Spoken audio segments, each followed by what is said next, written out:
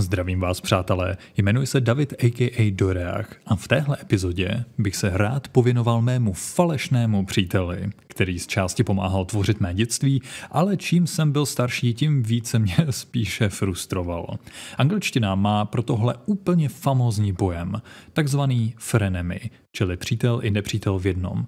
Řeč bude o mnohými opěvované sérii Heroes of Might and Magic, konkrétně o 3. díle, který se koupe na výsluní snad celosvětové slávy. Bohužel zrovna tahle série je na mém listu her, ke kterým si teprve chci najít cestu. Často jsem je v minulosti hrál, ale prostě v mém srdci ne si najít to správné místo. Možná je to tím tahovým systémem, možná je to mojí věčně špatnou taktikou nebo nepochopení správné strategie řízení více hrdinů, kde je často prý v pořádku některé hrdiny zkrátka obětovat, nevím. Co jsem si zatím z celé série užíval nejvíce, je soundtrack ze 4. dílu, který si čas od času pustím dodnes, obzvláště skladbu Academy of Honor. Minulý rok jsem si o tom napsal článek na blogu a od té doby jsem se k tomu stačil opět vrátit, abych znovu zjistil, že ta frustrace přetrvává v kampani, single scénářích nebo i jednu dobu i v mých oblíbených mapách typu Warlords, kde se rube 8 hráčů naraz. Nikdo se hold nezavděčí všem a já jsem si jedině oddechl, když jsem si po dalších 10 hodinách řekl, že se moc rád vrátím k mému milovanému StarCraftu nebo obecně k real-time strategiím. Stále však dokážu ocenit tu náladu, zpracování a promyšlenost celé hry. Přátelé, jdeme se podívat na Heroes of Might and Magic 3.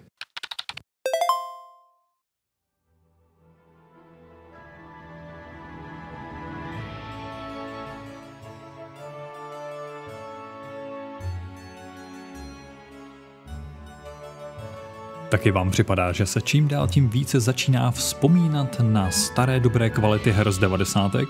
Mít zálibu v retro hrách nebo obecně ve starších titulech je v herní komunitě a obzvláště u starších hráčů jakýmsi příjemným bonusem k vašim charisma statistikám.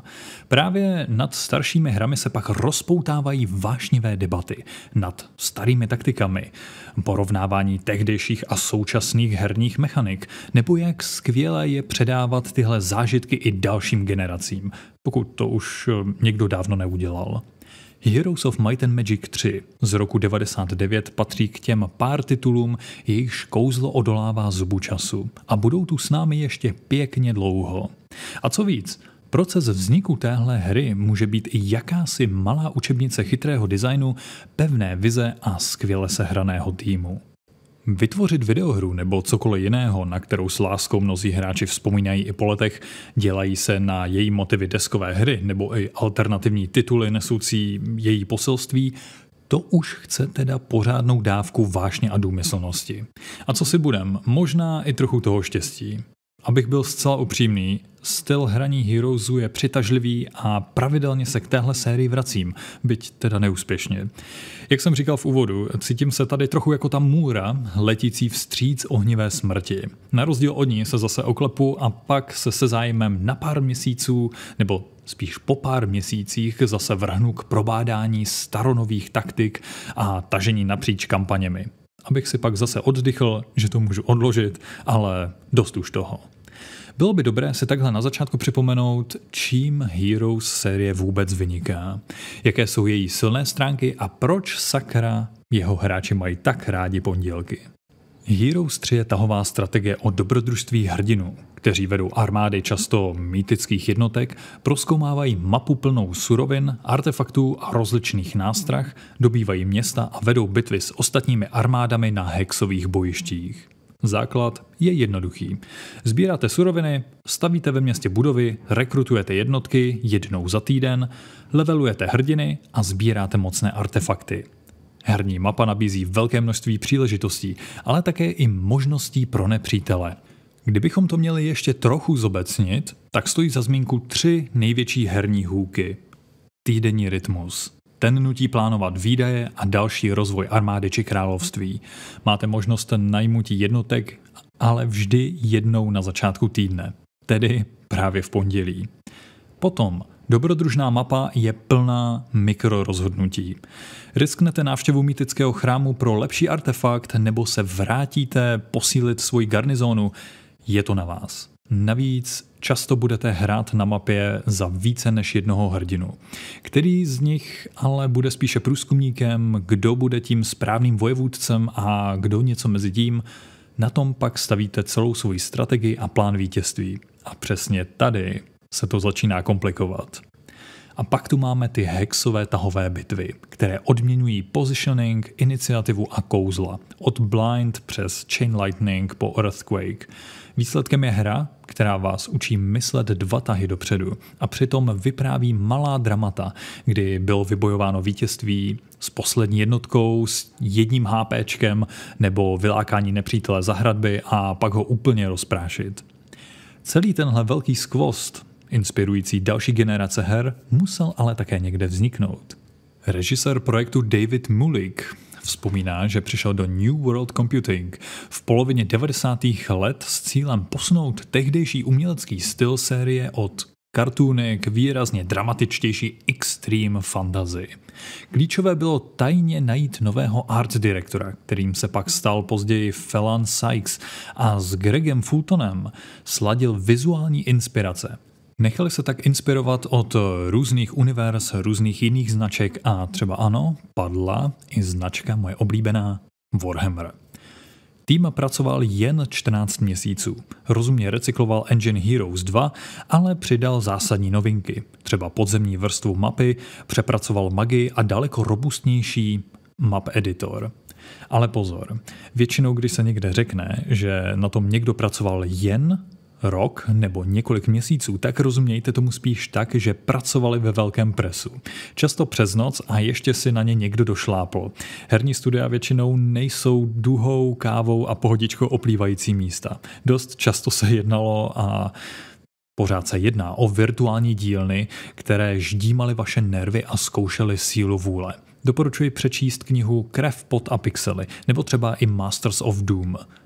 Za monitory sedí zkrátka lidi, kteří musí vynaložit velké úsilí, aby dílo dotáhli do konce. Ale zpátky k příběhu. Navzdory mému strašení, tak David Mulick popisuje práci na Heroes 3 jako Dream Team. Dream Team zkušených lidí, kteří táhli za jeden provaz.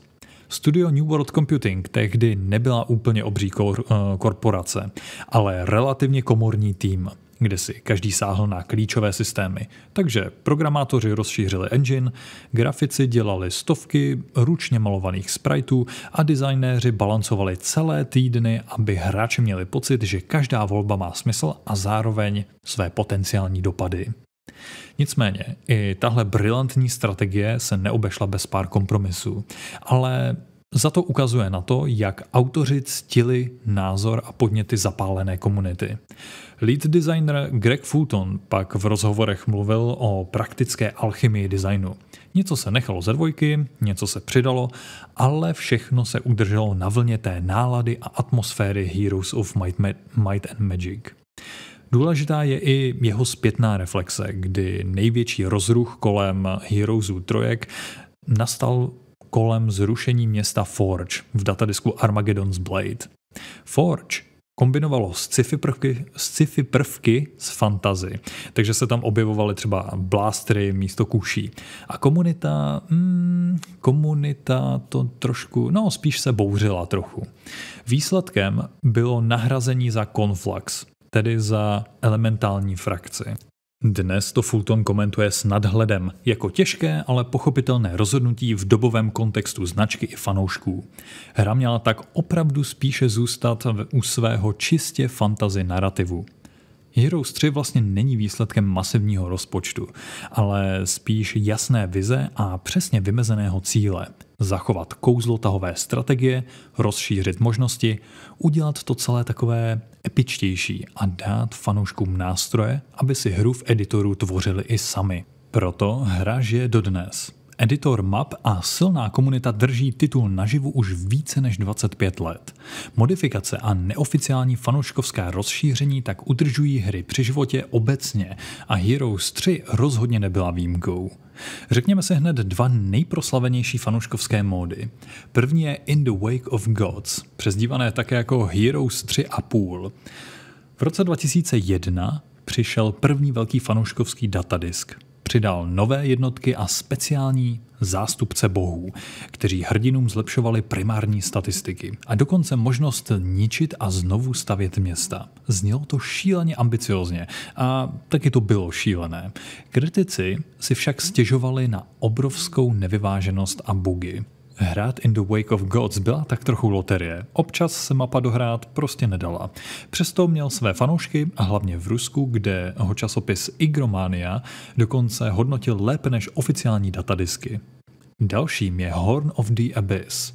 Tady se fanoušce vyřádili pořádně. Projekt byl oznámen až v roce 2008, ale první vydání spatřilo světlo světa až na Silvestra 2011. Mod přinesl 2 úplně nová města, hromadu nových předmětů na mapě, nové kampaně, editor šablon pro generátor map a postupně další obsah. Nejnovější velký update, což pozor, je leden 2024, takže nedávno, přihodil další město a nové mapy. A teď to nejlepší. Pro Horn of the Abyss složil hudbu přímo původní skladatel Paul Romero, takže nostalgie jede na plné obrátky.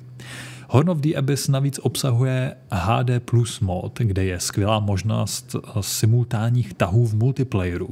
To v překladu znamená, že už žádné věčné čekání, než si spoluhráč odsype svoje kroky, jede to prostě simultánně. Ačkoliv komunita a zapálení fanoušci žhavili své kompy a sypali další mapy a své custom kampaně, autoři nelenili a také přisypali několik oficiálních rozšíření pro Heroes 3, které dostalo hned 2 velké expanze, Armageddon's Blade a The Shadow of Death, a následně populární Complete edici, která je pro mnoho veteránů dodnes zlatý standard, pokud chcete hrát Heroes 3. Vezmeme to hezky po pořadě. Armageddon's Blade je první datadisk a přidává do světa Heroes 3 novou frakci Conflux, inspirovanou elementy ohně, vody, vzduchu a země, a navýšil tak počet frakcí na 9. Přibyly i nové kampaně, je jich celkem 6, jedna pokračuje hlavní příběhovou linku a dalších 5 samostatných, plus přes 35 samostatných scénářů. A aby toho nebylo málo, byl přidán i nový generátor náhodných map, editor kampaní a mapové objekty jako speciální věže s vlastními pravidly průchodu. To všechno posílilo kreativitu i celkovou znovuhratelnost. A nechybí ani noví hrdinové, artefakty, například třeba samotný Armageddon's Blade a Vial of Dragon Blood, nebo návrat několika tvorů z předchozích dílů. Příběh datadisku navazuje na Might and Magic 7, kdy hrdinové osvobodili Rolanda. Erathia se zotavuje, ale zlo, Krigané, udeří znovu. Lucifer Krigan chce vytvořit mocnou zbraň, tedy Armageddon's Blade, která by mohla svět zcela spálit, a tak jeho generál Xeron schání suroviny na výrobu. Pomáhají mu iluzionisté z elementálních rovin, tedy nová konflux města. Hrdinové se mu postaví a zbraň nakonec padá do Geluových rukou. Ty názvy jsou někdy fakt super. Ten Lucifera nakonec zabije na žádost královny Catherine. Příběh pak otevírá cestu k Heroes Chronicles a potom i ke hře Heroes 4. V 5 samostatných kampaních se pak myhnou i další postavy jako Drakon, Kilgore nebo Sir Christian a otevírá se spousty zajímavých příběhových linií. Druhý datadisk pak nese jméno The Shadow of Death, který možná stojí tak trochu bokem, je totiž samostatný, takzvaně stand-alone, protože nevyžaduje instalaci původní hry.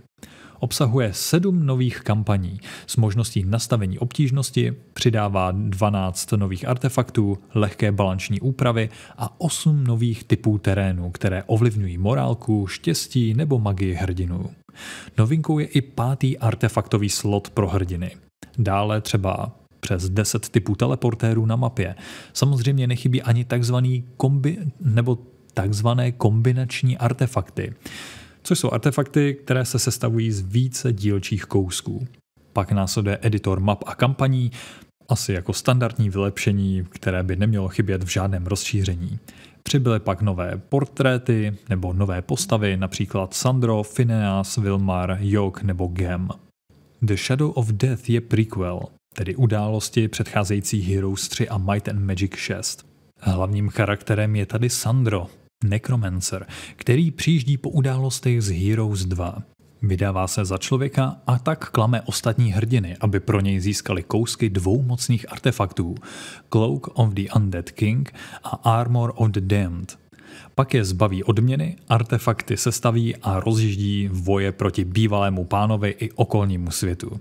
Do příběhu se pak zapojí další známí hrdinové, vyrobí meč Angelic Alliance, který jim pak pomůže Sandra zastavit. V roce 2015 pak vyšla oficiální HD edice pro PC, Android i iOS od Ubisoftu. Přinesla ostrý obraz a širokouhlý mod, ale bez obou expanzí a bez editorů. A spustila tak vlnu kritiky i srovnávání s komunitními řešeními. To vše je dobře zdokumentovaný v tehdejších přehledech a recenzích, kde je cítit silná vlna nevole. Stačí si možná otevřít jakékoliv YouTube video, kde hráč hraje HD edici Heroes of Might and Magic 3. Uvidíte, co tam ty lidi píšou. Naštěstí to nakonec ale všechno hezky urovnala možnost Complete edice k zakoupení na GOG. Heroes 3 má dodnes velmi silný kult. Dokonce nedávno vyšla i deskovka s řadou rozšíření a spustila tak další pobláznění touhle strategickou hrou. Troufnu si říct, že zrovna tahle hra pomohla, nejen teda díky módu Hot Seat, spojit vícero generací hráčů naráz. Možná by stálo i ve stručnosti říct, čím je Heroes of Might and Magic 3 tak magická a liší se od ostatních her v sérii.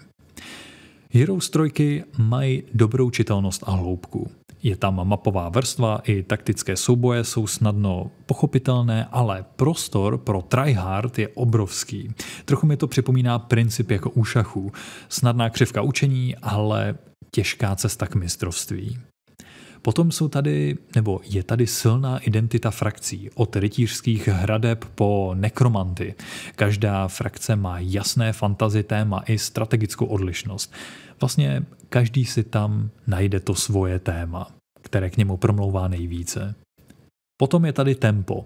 Jak jsem už říkal předtím, týdenní cykly a promýšlení jednotlivých tahů dělají z každého kroku smysluplné rozhodování, i když v mém případě, to je fuk.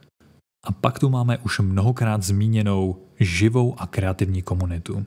Dodnes žije moderská scéna a kompetitivní hraní. Fanoušci udržují hru relevantní i na moderních systémech, což je u hry z 90. poměrně zásadní. Zkuste se pak třeba na mém blogu podívat přes odkaz, jak takové stránky o kompetitivním hraní v Heroesech 3 vůbec vypadá. A moderská scéna je také dost zajímavá. Doporučuji se podívat, jsou tam některé jako moc pěkný kousky. Je mi ale jasné, že možná už jste někdy tou Heroes of Might and Magic sérií přesycení, nebo zkrátka si chcete zkusit něco podobného, ale v jiné příchuti.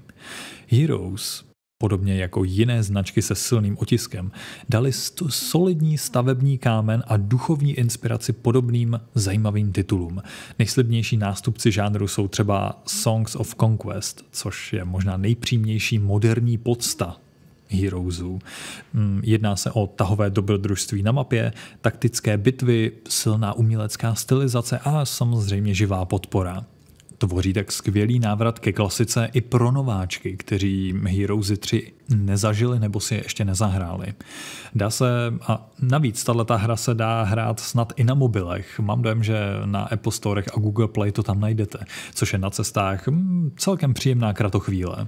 Jako druhou hru, kterou jsem našel na Steamu, tak je indie variace s real-time bitvami a procedurálními mapami. Zkuste se podívat na video, takhle se to nedá úplně hezky popsat, ale připadalo mi to jako celkem dobrá šílenost. Celková hra je rychlá, návyková, trochu anarchie v bitvách, ale duch sbírej, stavěj, expanduj je jasně cítit. Jsou to prostě Heroes, ale trošku jinak. Heroes of Might and Magic 3 je případ, kdy se sešla rychlá exekuce, jasná umělecká vize a design, který jen tak nevyčpěl. Z backstage příběhu Davida Mulika a Grega Fultona je cítit, že tým věděl, co v sérii zachovat a kde ji posunout. Stará dobrá klasika je však k dispozici na GOG ve své Complete edici, kterou preferuji a doporučuji všem, na rozdíl od HD edice, která má své neduhy. Možná už právě teď klikáte na ikonku Heroes 3 nebo sjíždíte YouTube videa, jak tahle nehynoucí klasika vlastně vypadá. Obecně pro fanoušky strategických her a těch tahových obzvlášť to bude krásný zážitek, který doporučuji minimálně zkusit. Zrovna kolem Heroes 3 je velký kult nadšenců. Na Facebooku, myslím, dávají v určitých skupinách zapálení hráči ty nejbizarnější místa, fotky z těch nejbizarnějších míst, ale klidně i z takových těch pohodových, jako jsou chatky a tak, kde se usadili s noťasem a hrají Heroes 3. Dokonce jsem viděl fotku, jak to někdo rozjel na palubním počítači v Tesle. Jestli tohle není láska, tak už nevím co. A prý, že hry jsou ztráta času. Přátelé, děkuji, že jste epizodu doposlouchali až sem. Mrkněte taky v různých prostojích nebo rodičovských pauzách na můj web dps-fotr.cz, který momentálně funguje jako blog a odkladiště mých nejrůznějších myšlenek, co se retro gamingu i obecně gamingu týče. Primárně se soustředím na starší hry, které jsem měl možnost si pořádně projít v dětství a na školách.